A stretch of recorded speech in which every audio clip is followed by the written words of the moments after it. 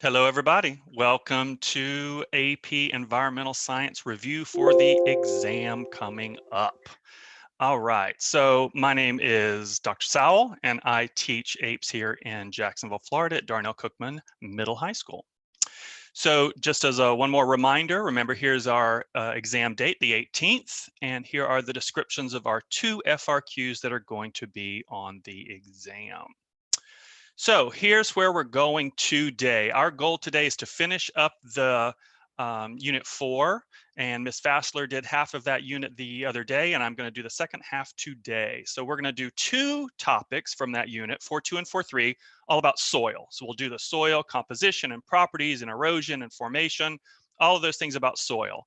And then we're going to jump to 4.6 on watersheds and then end with El Nino and La Nina.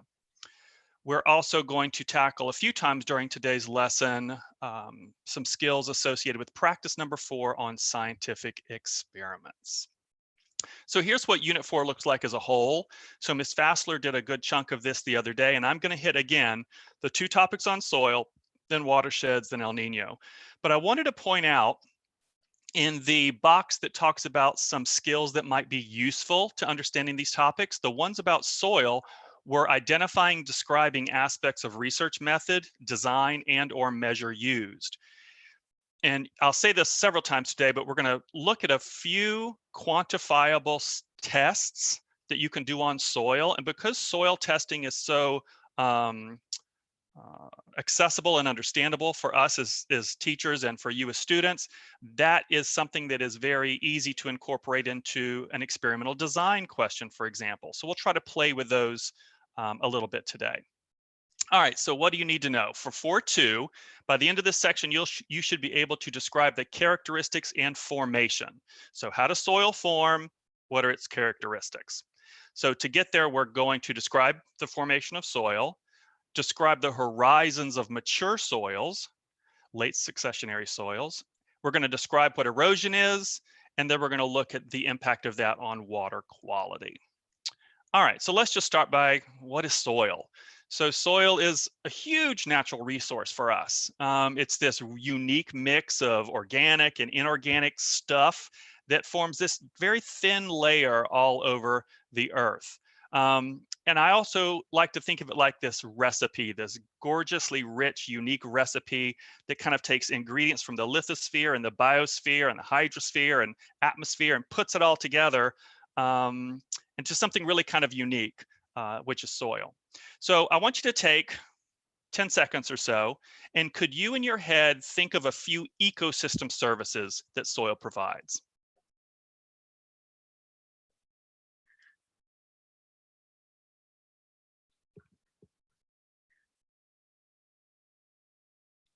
So you may have thought initially about agriculture, and that is a huge part of why soil is important to us as humans. It's a place where we grow our crops, a lot of our crops, but there's also some other ones as well. So think about cultural ecosystem services, using it for pottery or for housing or for paints or as inspiration for songs and poems. So just don't forget that cultural ecosystem service, that cultural category. And so soil is just an example of that as well. So I'm going to start with a short video clip from the Soil Science Society of America. And this is about some of those other ecosystem services of soil and why soil is important. I think it's good to foreground this conversation before we get into the details. Just as an aside, the Soil Science Society of America is a great website for review on soils, and their YouTube channel has tons of really short videos like the one we're getting ready to watch, so I'd highly recommend it. All right, let's take a look at this.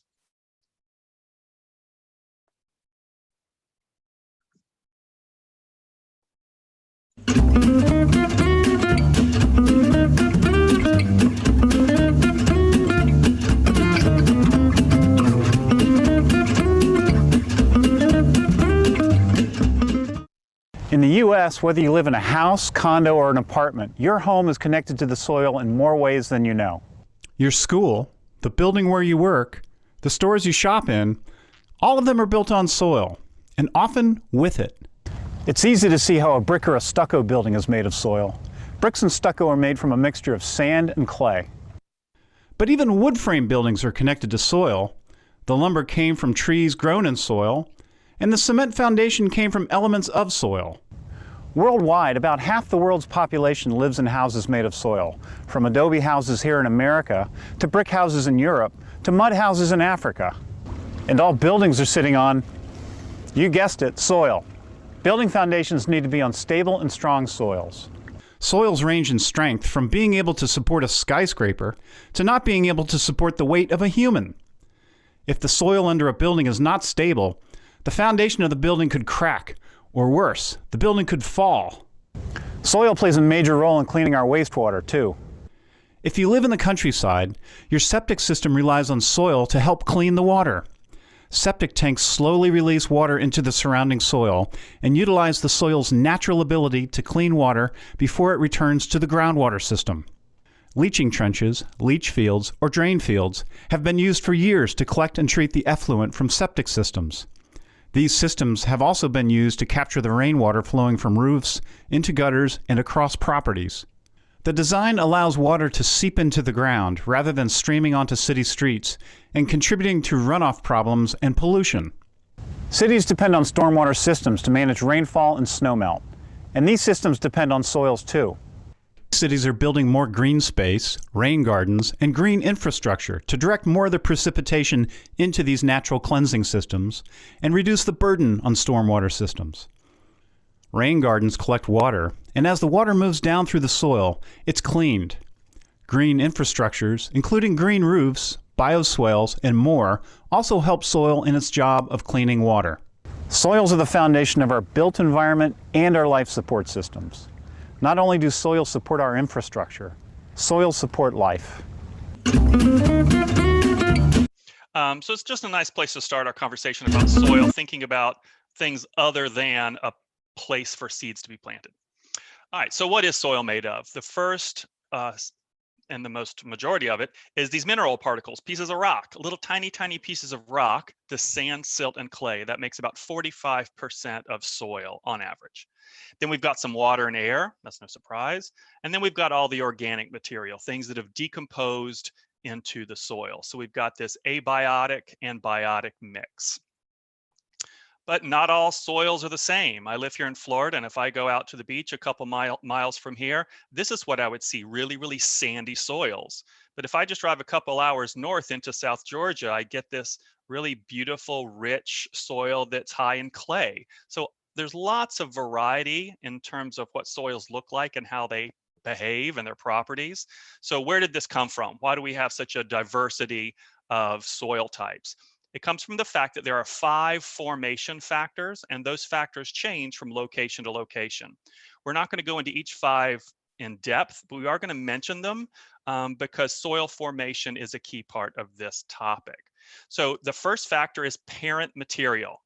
I said before that about 45% of soil is tiny pieces of rock, that's sand, silt, and clay. And so the parent material is the rock that soil came from. And then we've got time.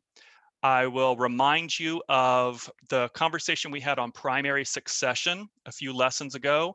That really emphasized the fact that over time, succession happens in a community, and over time, that depth of soil changes as well. So there's a big difference between early successional young soils and late successional mature soils. So time matters. Organisms, there's lots of stuff living in the ground, and those things help to decompose that organic matter. Climate makes sense. What kind of climates might accelerate that decomposition, or what type of climates might accelerate erosion? And then finally, topography. This is a pretty simple one in terms of the slope and the terrain of the land. Think about a hill and a valley. The soil on the hill might be a little different than the soil on the valley, just because of the way that water and sediment flows downhill by gravity. So these are the 5 factors, and every location has a different mix of these 5 factors. So let's start briefly to talk about the parent material. So here we've got a rock that's being broken up. We've got a rock here that's being weathered away by waves, it looks like. And this rock is being weathered away chemically by acids secreted by these lichens. So soil are formed when parent material, the rock, is weathered, transported, and deposited. And weathering just means breaking up into smaller pieces. And then because the soil comes from the rock, it's like its parent. And so parents provide their characteristics and traits to their offspring, kind of similar with the soil. For example, soil rich in, or rocks rich in calcium carbonate like limestone, the soil that may form from that rock might be high in calcium, for example. So again, reminder about primary succession conversation we had before. If you want more details about how soil forms in a location where there's no soil there, how does soil even start to get there? That's the conversation we had before about primary succession and pioneer species. All right, so then we've got good old time. And again, as succession happens, soil gets more and more mature and more deep. So over here, when there's just a little tiny bit of grass and lichen and moss, the soil is really thin here. It's mainly rock. But as we go over the course of several hundred years, maybe, we get to a situation where the soil is really deep. And in fact, it has distinct layers. You can see here O, A, B, and C. These horizons are unique and different. They didn't exist back here. So let's talk about these horizons a little bit more. So all of the horizons together is called a soil profile. And then the layers are OABC, OABC, OABC. I have my kids chant that a few times and we kind of get it into our head, OABC. So let's go through these horizons and give a brief description of what's going on in each.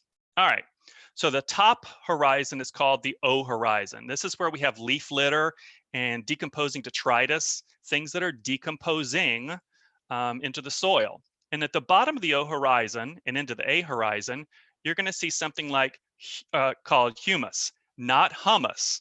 Hummus is a chickpea and tahini dip from the Middle Eastern countries. So ahlan wa sahlan to my Middle Eastern friends, Arabic speaking friends.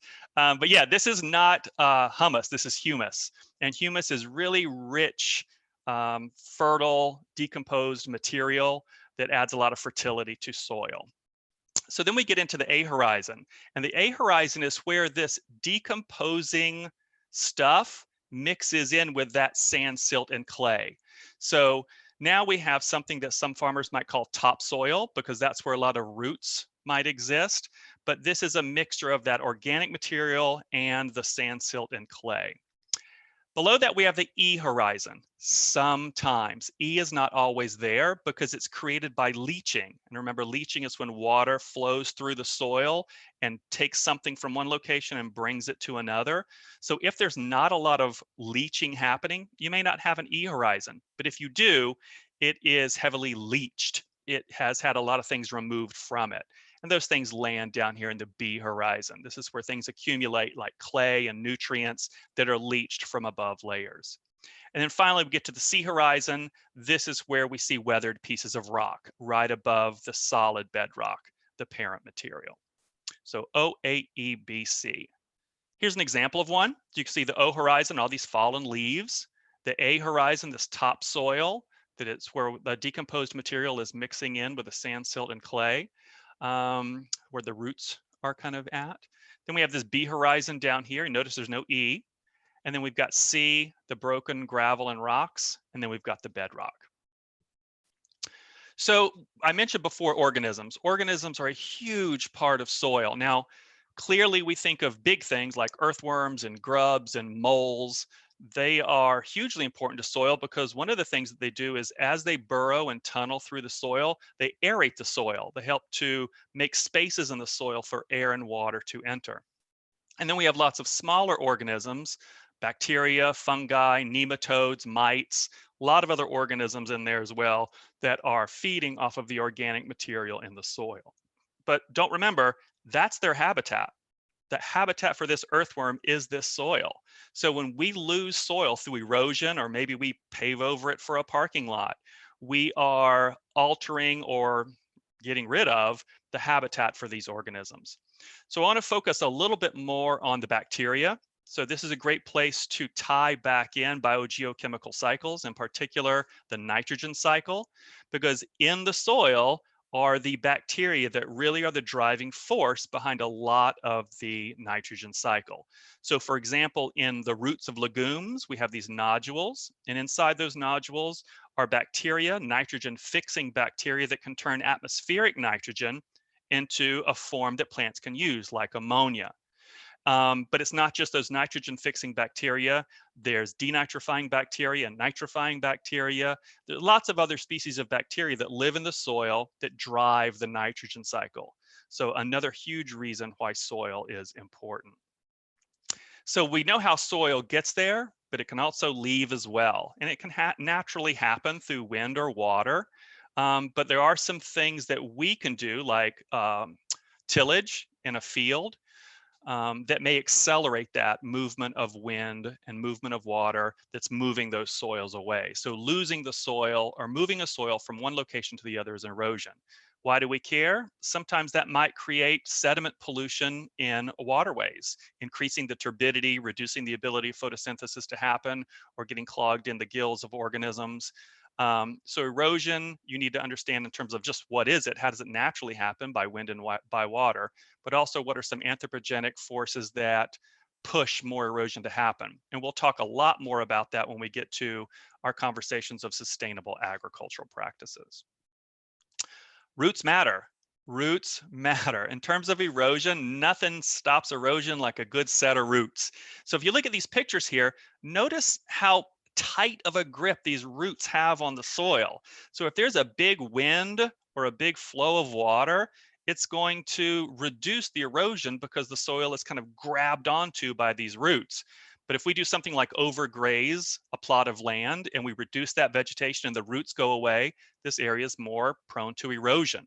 And you can do a simple experiment like this. You could take some bottles and fill them halfway with soil and then add different amounts of leaf litter and grass, and notice that this particular jar where the grass is growing and there's lots of these roots grabbing onto the soil, the water coming out is much clearer, so obviously less erosion. Just don't forget the power of the roots to control erosion. Another ecosystem service that was mentioned in the video was cleaning our water. So the layers of soil kind of act like millions and millions of coffee filters that clean and filter the water as it goes through the soil.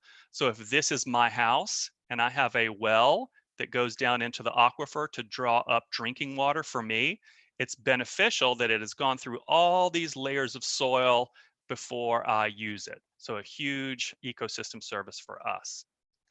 All right, so let's go into 4.3. So this is composition and properties of soil. So 4.2 was, where does the soil come from? What's it about? Now we're going to look at different types of soil and how their composition will alter their physical and chemical properties. So after here, you should be able to describe similarities and differences between properties of different soil types. So to get to that goal, we're going to describe the water holding capacity of soil, describe porosity and permeability, describe how to use the soil triangle, and then how do we use the results of all of those things to inform human decisions, things about agriculture or land use, for example. All right, so I mentioned before sand, silt, and clay. These are the three mineral particles of soil, the tiny, tiny pieces of rock. And you do need to know those sizes. Sand is really big, silt is insanely smaller than that, and clay is even insanely smaller than that. So an individual sand grain, you can feel between your fingers. It's like feeling a grain of salt. You can actually see it and then you can feel it. You get all the way down to clay, an individual clay particle is invisible to the naked eye. You'd have to use some kind of magnifying device to see it. So the size of the mineral particles and their relative proportion to each other in a soil sample will change how that soil behaves. So let's take a look at the soil triangle. So I want you to imagine that you went outside and you took some soil and you put it in a jar of water and you shook it really hard for a few minutes and then just set it down. If you didn't disturb that jar and came back maybe 24 hours later, you would notice that the soil particles have sorted themselves by size, with the heavier particles like sand being at the bottom, then silt, and then clay. Well, I could then take a ruler and measure the different amounts of sand, silt, and clay and generate a percentage. So let's say that, for example, this one has 21% clay, 66% sand, and 13% silt. Well, soil scientists use those percentages to give the soil a name. So let's just say that this soil sample had 99% clay. Well, it'd be called clay. And if I had 97% silt, it'd be called silt. But that's not too common. A lot of times you'll see a combination of both. So we use the soil triangle and we use the percentages of sand, silt, and clay to come up with what is the title or the name of that particular soil texture. So let's start with clay, 21%. So to read the soil triangle, you find the side that says clay, and you'll notice that there's a little arrow in this diagram pointing to the horizontal lines. Sometimes there won't be an arrow, but the numbers here will be tilted in the direction that you read. So for clay being 21%, that's where my clay is. So there's 21% clay, 66% sand, sand is being read up this way, and then finally 13% silt. So this type of soil is called sandy clay loam. All right, let's practice it again. Take a few seconds and see if you can figure out where this one's going to be, what the name of this soil is.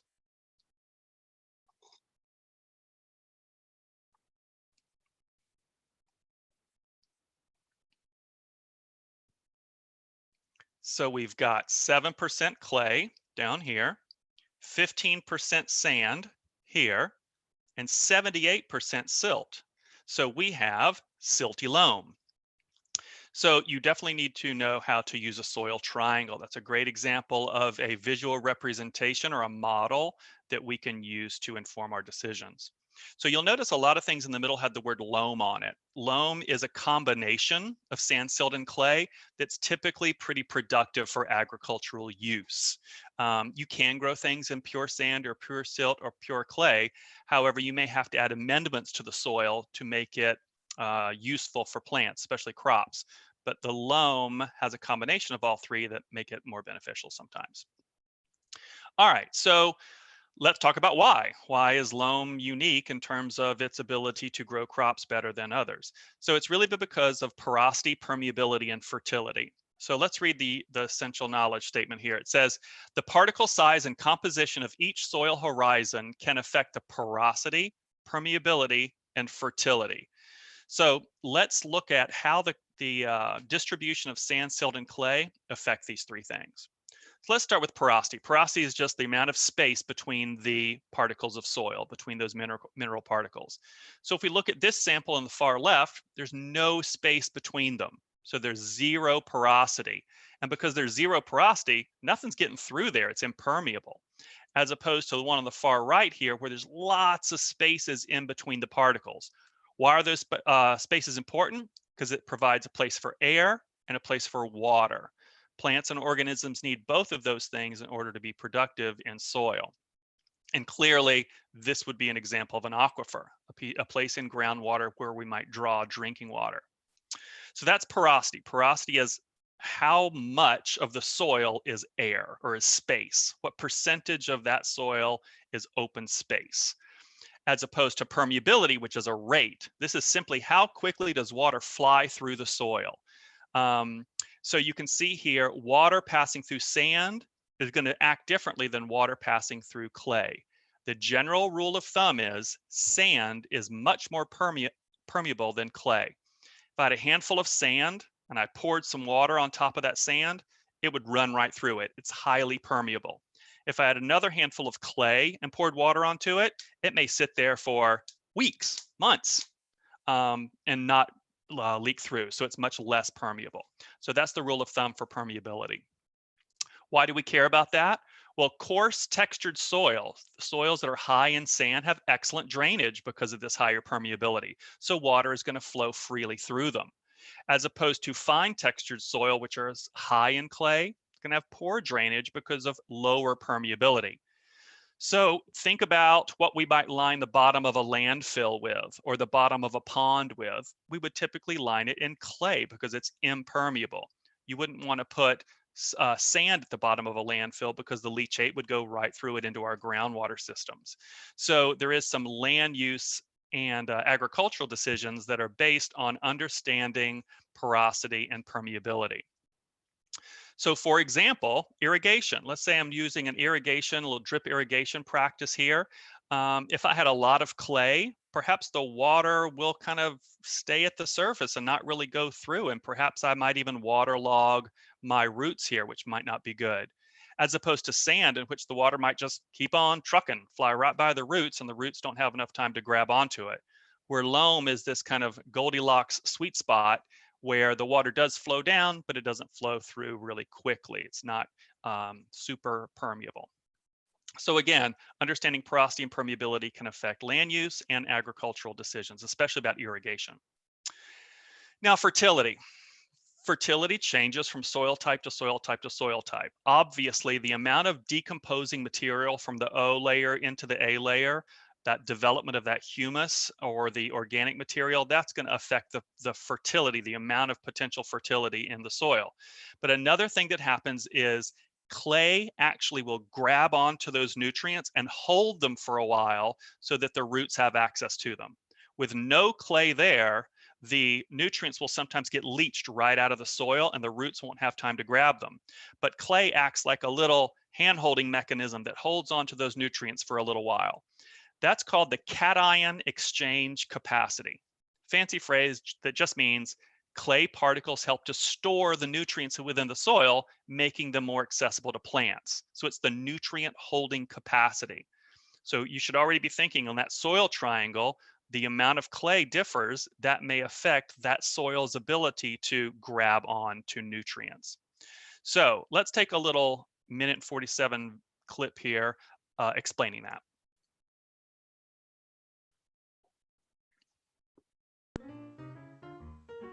Not all soils are created equal, and if it weren't for chemistry, we wouldn't be able to grow many crops here, nor here, nor here. It's like this. Soils are composed of sand, silt, clay, and organic matter. Some have more sand, others more clay. Each soil's unique blend determines its color, texture, and storage capacity for nutritious chemicals. Although incredibly small, nutrients still need their space. And by space, we mean the area surrounding the soil's tiny particles. Keep in mind that surface area is not the same as particle size. For example, clay particles are tiny compared to sand, but they have more than 1,000 times as much external surface area as the particles in an equal volume of sand. However, if a nutrient just sits there unattached, it will likely leach out from the soil when it rains and will not be available for plants. Remember that time when you rubbed a balloon on your best friend's hair and stuck it to a wall?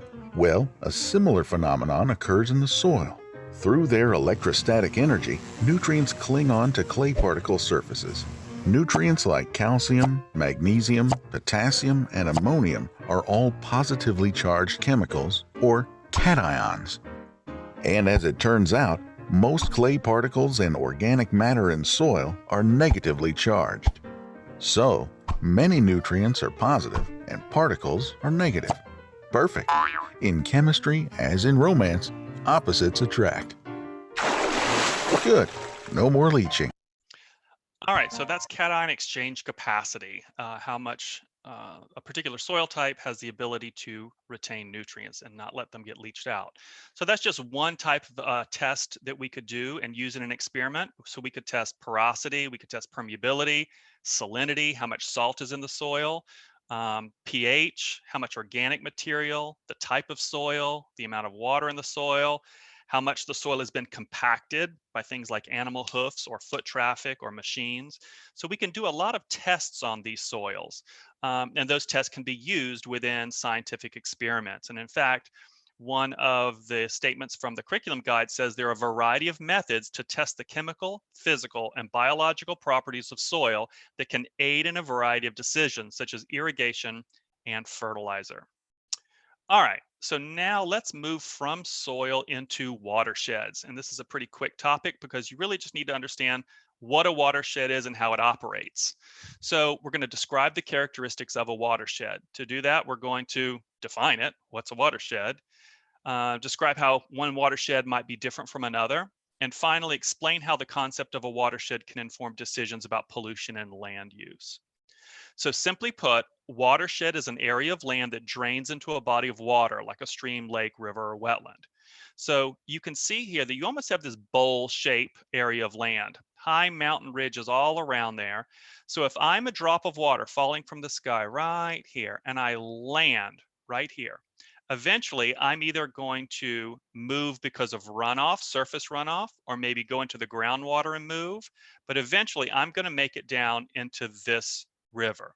So all of this land, this might be hundreds and hundreds of miles, or it might be really small, like a couple of meters, depends on the scale that you're looking at.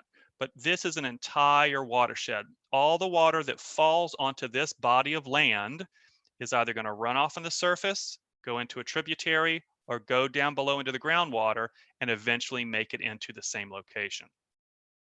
So if we have multiple watersheds next to each other, they create a series of watersheds. So we might have a watershed here, a watershed here, and a watershed here, because if a drop of rain lands right here, it's going to flow this way. But if a water droplet lands right here, it's going to flow this way. So the things that divide watersheds are divides. And you could think about how watersheds might behave differently if they have a bigger slope, if they're steeper, the type of vegetation you might have there, how the soil types within a watershed might affect how that water moves. But in essence, we need to understand that all the water in a watershed moves to a central location, either at the surface or in the ground, and that watersheds are divided by divides. And this is a great picture of all the major watersheds in the United States. And this big giant pink one here is a great representation of the Mississippi watershed, with all of that water eventually making its way down into the Gulf of Mexico here. So let's talk about me for a minute. So this is where I live. I live up in Jacksonville in the northeast part of Florida. And so we have a very large river called the St. Johns River that flows north up through the state and then takes a sharp right here where I live in Jacksonville into the Atlantic Ocean. Well, all of this light color here is the watershed for the St. Johns River. That means any water that lands anywhere in this area will eventually make it into the St. Johns River. But if we zoom in a little bit, we can see that here's some tributaries, little creeks that run into the river.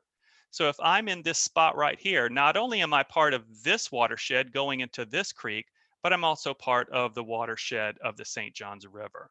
So again, any land that drains water into a specific body of water.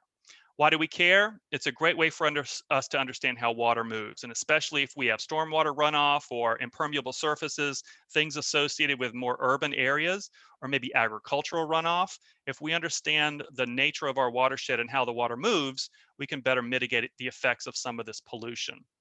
All right, so again, let's hear somebody else describe the same thing. What is a watershed? Is it a shed that holds water? Nah, try again. A watershed is all of the land that drains into the same location or body of water. People tend to think only of water bodies such as rivers, lakes and wetlands as being part of their watershed. However, any land, whether it is park, farm, forest, school parking lot, and even the soil we build our homes on is also included. Think of a watershed as a funnel, collecting all the water within a specific area and draining into the nearest body of water. Drop by drop, water is channeled into soil, groundwater, creeks and streams, making its way to larger rivers and eventually the ocean. Everyone in the world lives in a watershed. Watersheds know no political borders, whether local, national or international. Our environment, our economy and our society all depend on a healthy watershed. And what's below the watershed? Our soils. All right, so our last topic is El Nino and La Nina. This is Unit 4, Topic 6. So by the end of this section, you should be able to describe the environmental changes and effects that result from El Nino and La Nina events. So to get there, we'll describe what's happening during those events and then describe the effects. What's the environmental results of those two events? So you'll notice I've used the word event, and that's important because it's a departure from the normal. And what is the normal? Well, this was what was described by Ms. Fassler the other day. She did a great job of talking about how the difference in solar insolation with latitude kind of heats the earth unequally. And so that we have a unique distribution of heat in the ocean and in the atmosphere. And because they're unequal, we get a flow of heat. And so air and water both will help circulate heat around our planet. And because of that, we get this typical pattern, these patterns, these conveyor belts of ocean that move around the planet. So before we study El Nino and La Nina, we need to describe what normal is. What is the normal pattern going on with these winds and waves or water currents? So this in particular, this event, El Nino and La Nina, happened in the Pacific Ocean, in the tropical waters of the Pacific Ocean. So here's what the normal pattern is. The normal pattern is the winds and the Coriolis effect cause equatorial, so on the equator, equatorial surface waters, not deep, deep waters, equatorial surface waters in the Pacific Ocean to flow from east to west. So here's a little diagram. So here is North America, Central America, South America, and here is Australia, Southeast Asia.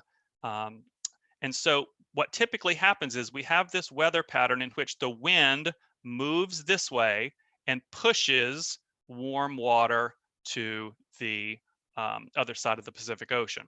And so what happens is we end up having this big accumulation of warm water in this part, in the western part of the Pacific Ocean.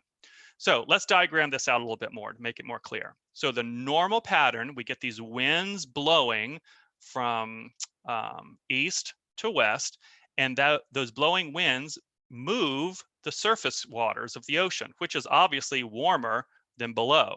So now we have this big accumulation of warm water over here, and that's obviously going to affect the amount of evaporation and rain that'll happen in this area. But it also affects what's going on below the water as well. So just like in a bathtub or a pool, if water hits the side, it's going to have to be forced down, and that's going to push this colder, deeper, nutrient-rich water up, and that's called an upwelling. So in the eastern part of the Pacific Ocean, we now have colder, deeper, rich water coming up to the surface because of this movement of the warmer currents in the opposite direction, like a little circulation here. Why is that upwelling important? Because all those nutrients make the waters more productive. So we have lots of fish populations increasing, and obviously that's going to be a huge boom for fishing industries off the coast of South America, Central America, places like that. All right, so that's what's normal. That's called the neutral condition. What we're going to look at today is what happens if that gets accelerated. So it still moves in the same direction, just a lot stronger. That's La Nina. But sometimes it can actually go the opposite direction and the winds blow in the opposite direction, and that's called an El Nino. So again, neutral, very accelerated neutral, opposite of neutral. But let's go back to neutral. Let's have someone explain that again. Now, I've picked clips from Australia today because I think it's useful for us to understand the effects of El Nino and La Nina on a location other than North America. So when you think about the effects of El Nino and La Nina in this situation, we're talking about Australia. This climate. Well, during the neutral phase, steady trade winds blow across the tropical Pacific from the east to west. These winds pile up warm water in the western Pacific. In contrast, water temperatures to the east are lower as the trade winds cause cool water to be drawn up from the deep. The temperature difference across the tropical Pacific Ocean causes air to rise to Australia's north and descend near South America. This creates a huge connected cycle called the Walker circulation. We consider neutral. So that's the neutral condition. That's what's happening normally. But every 3 to 7 years, we have an El Nino event. So this is a natural disruption from the normal pattern in which the currents move in the opposite direction from west to east. And you'll notice what happens is we get this buildup of warm water over here where it used to be over here. So the opposite is going on. The wind is moving in this direction, and that's pushing the surface waters in this direction. And it's really lowering, if not stopping, that upwelling feature. So we have warmer sea surface temperatures in central and eastern tropical Pacific Ocean. That upwelling is affected and can clearly affect the fisheries, and that can last weeks or even years. What else will it do? It's going to change weather patterns. So it's going to dramatically alter what typically was happening, because no longer do we have this big bulk of warm water over here. It's now shifted on the other side of the Pacific Ocean. So we might have wetter conditions in the southeastern part of the United States, or we may have drier conditions, drought conditions in southern Africa, Australia, or Southeast Asia. And if they're dramatic enough, they could actually affect crop production and result in some food insecurity for some individuals. All right, so let's take a look at the video explanation of El Nino. So this, remember, is reversing what normally happens. On the other end of the scale, we have El Nino, which is almost the direct opposite of La Nina. During El Nino, the trade winds actually weaken or reverse, allowing warmer waters to drift back towards the east.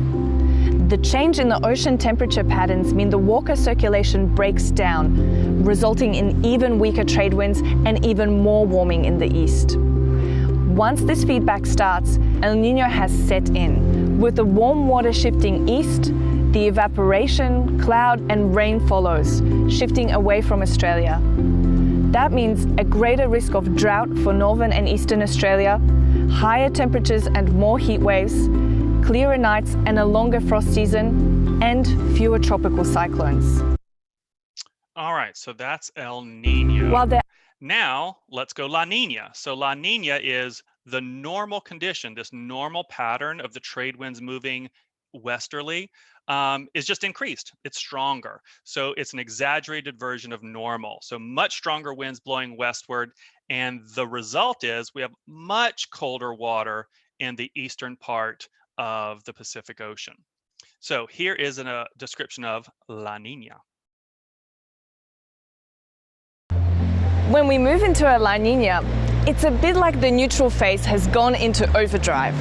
The trade winds blow harder, expanding the warm pool on the Australian side of the tropical Pacific and cooling the oceans towards South America.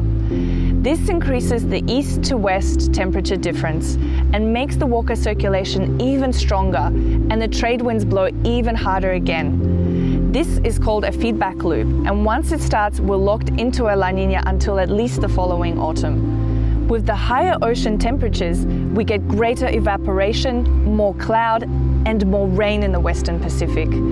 For Australia, this means a higher risk of widespread flooding, lower daytime temperatures, and more tropical cyclones. So we've got a situation where the simple change in the directionality and the strength of these trade winds can really affect what's going on not only the ocean and the atmosphere and above the ocean, but on either of those sides of the Pacific Ocean.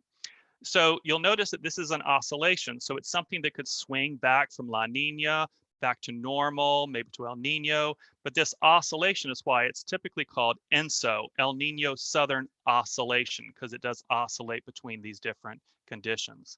Why is it called El Nino? Is because fishermen in Peru saw this dramatic decrease in their fish catch, and it happened to happen around Christmas time. So they called it El Nino for the Christ child. All right, so that's our stuff for today. Let's do a quick check for understanding. So this question says, during an El Nino Southern Oscillation event, which of the following best describes conditions in the eastern part of the tropical Pacific Ocean near Peru or Ecuador? So El Nino.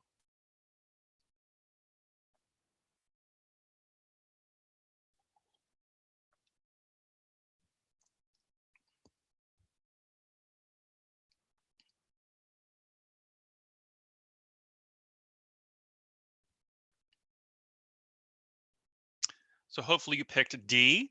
So we would have high sea surface temperature and high rainfall on the eastern part of the Pacific Ocean. This is taking us to soil. So let's read what this question says. It says, a military training site is interested in determining the effect of training activities, primarily foot traffic, on the soil. So they established 4 test sites. And site number 1, they permanently sectioned it off. No one could walk through it, so no foot traffic. In site number 2, they sectioned it off 5 days out of the week. So 2 days out of the week, people could walk on it, had light traffic. Site 3, they sectioned it off 3 days a week. So 4 days of the week, people could walk on it. So we had medium traffic. And then site 4, they didn't ban walking at all, high foot traffic. So for each of these sites, they measured the leaf litter, permeability, and erosion. These tests were done twice, once at the beginning and once again after the 6-month experiment was over. What type of data trends do you think you will see in the table? So take a second and look at the table and see if you can identify a trend that might show up.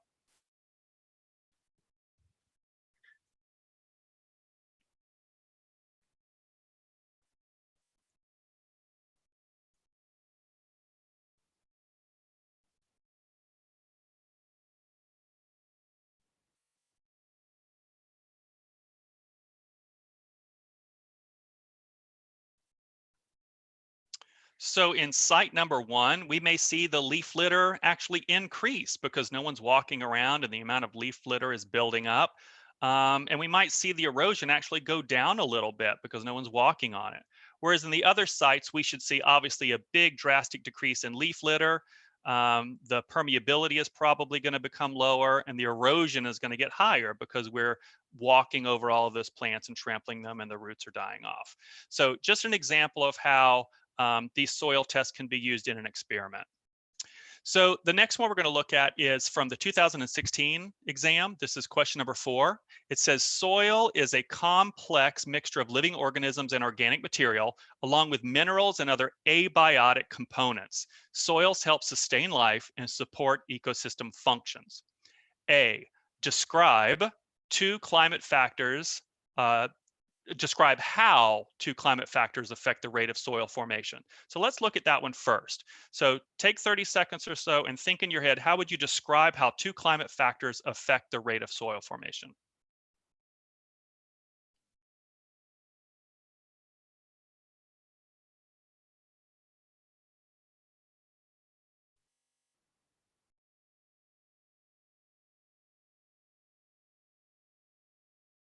All right, let's look at somebody else's answer. Let's look at a student sample. So it says 1 climate factor is temperature. With soil formation, a cold temp could slow down the process of breaking down organic compounds to make soil. Boom, there's a point. Absolutely. Temperature is going to affect decomposition rates, for example. Then they say precipitation is another factor with soil because it keeps the soil moist and rich with nutrients when it rains often.